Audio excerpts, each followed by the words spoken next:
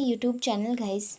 तो आज हम स्केलेटल सिस्टम में उसके सेकंड पार्ट वर्टिबल कॉलम के बारे में पढ़ेंगे।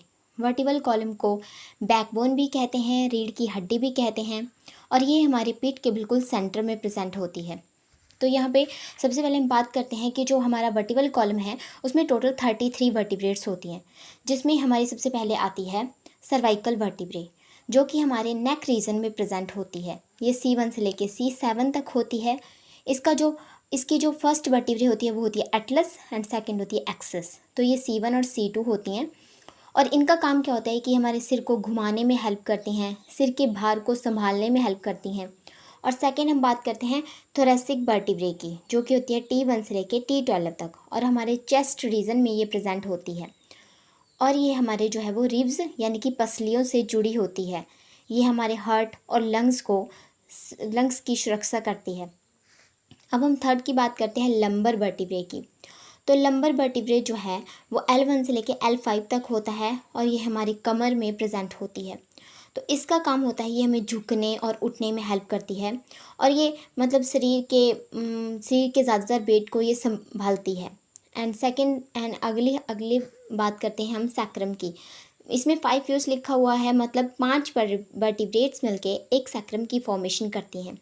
तो ये हमारे जो रीढ़ है उसको पेल्विस बोन से जोड़ती हैं। ये पेल्विस के बिल्कुल बीच में प्रेजेंट होती है। और हम फिर लास्ट की बात करते हैं कोकिक्स की। 4 फ्यूज्ड का मतलब है कि 4 वर्टिब्रे मिलके एक कोकिक्स का फॉर्मेशन करते हैं। ये हमारे शरीर के भार को पैरों तक पहुंचाते हैं और हमें बैठने में हेल्प करते हैं। अब हम बात करते हैं सर्वाइकल लॉर्डोसिस की।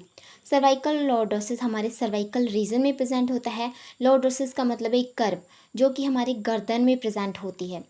तो ये फॉरवर्ड होती है और हमारे गर्दन को सपोर्ट करती है, हमारे सिर को सपोर्ट करती है, हमारे सिर में बैलेंस बनाए रखती है।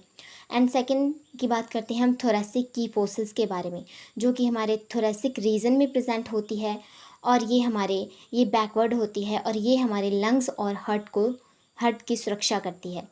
और थर्ड की बात करते हैं हम लंबर लॉर्डोसिस की। लंबर लॉर्डोसिस हमारे लंबर रीजन में प्रेजेंट होती है। ये फॉरवर्ड होती है और ये हमारे चलने उठने झुकने में हेल्प करती है और हमारे शरीर के भार को भी संभालती है। और हम फिर लास्ट की बात करते हैं सैक्रल की फोर्सेस की, जो कि हमारे सैक्रल रीजन में प्रेजेंट होती है।